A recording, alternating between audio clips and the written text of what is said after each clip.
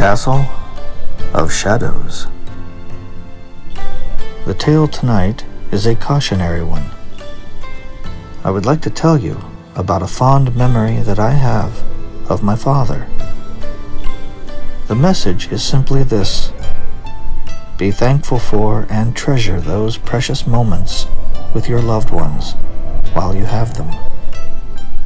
Long ago, deep into the last century, and like many other children of my generation, each Saturday morning meant cartoons and eating cereal while sitting too close to the living room TV.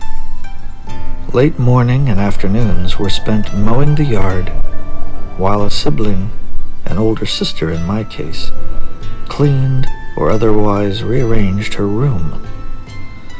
Dinner would come soon enough, something hearty and tasty, made from the harvest of one of our garden plots. My mother would send me down to the cellar to get some canned tomatoes, or green beans, maybe some potatoes, or even some homemade apple butter, or sauerkraut. But I digress. Suffice it to say, there were a myriad of greens down there. Dinner would come, and afterwards we would be off, each to our own world. My sister Denise and I doing chores or homework, our mother sewing or doing other handicrafts, and our father outside tinkering about with engines or other farm equipment. The point is, the evening went by and we would finally arrive at an event that at the time did not seem so special. In fact, it was such a common enough occurrence that I took no notice of it, if it happened or didn't happen, though for the most part it did take place regularly enough. What I am referring to is a kind of weekly habit each Saturday evening, commencing at 11:30 p.m. and going on until well after 1 a.m., almost an improbability or a flight of fancy for a young mind to be up at such an hour. So, what was this event, this weekly ritual? Well, after Mom would shuffle off to bed right around 11:30 p.m., just as the nightly news was going off the air, Dad would always find himself peckish at this time of the day. Not every day, and not just Saturdays either. Perhaps twice a week or so. Anyway, he would slice up some green tomatoes or potatoes and some onions, and he would fry them up in a skillet. And then he would bring the concoction to the living room just as things were starting on TV. The event revolved around a particular television program that would air weekly, each Saturday evening from 11:30 p.m. and would run until 1:30 or 2 a.m. in the morning. I recall at least two names for this weekly series.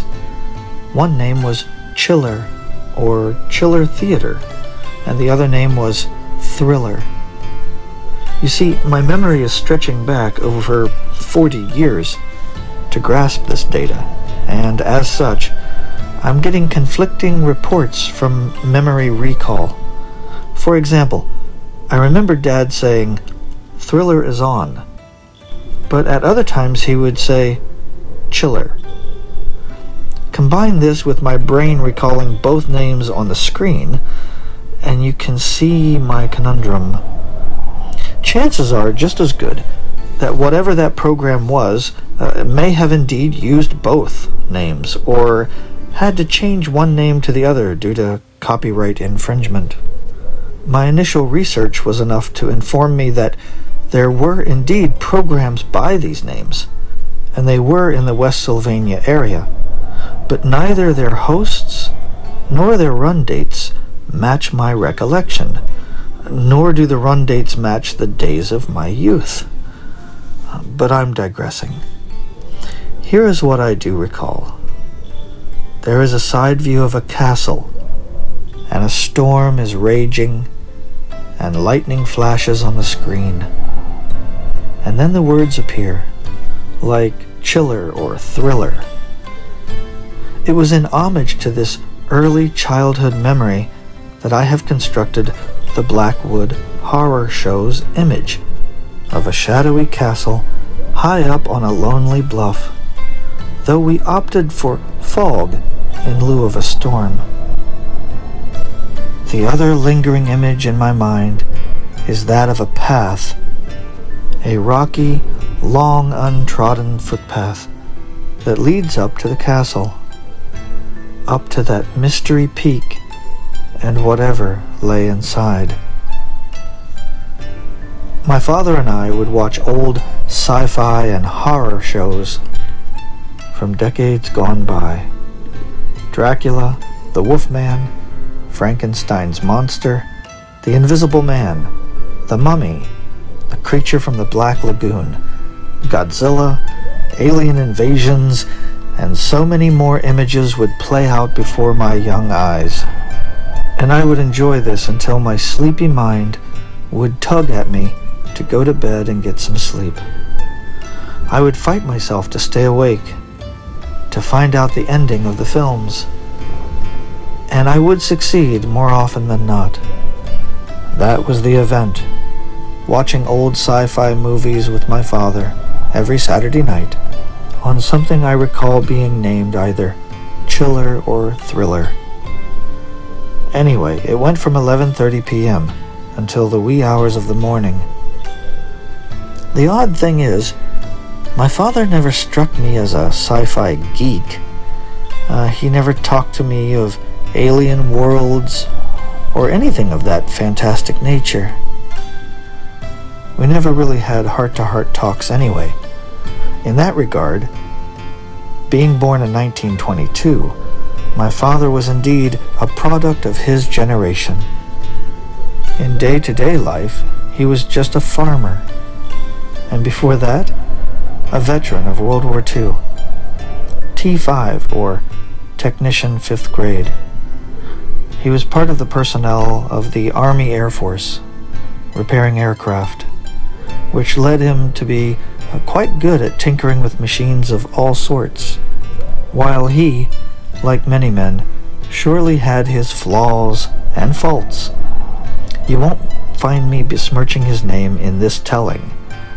No, I want this telling to be just of the good that was to be found, of some small bit of odd, curious hope that there might lie a kindred spirit beneath that detached exterior.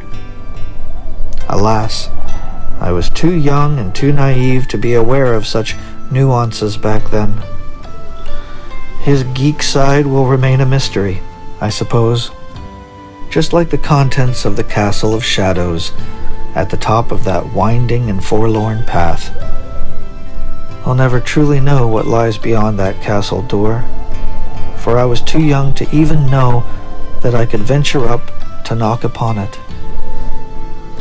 So what is the message of this tale then?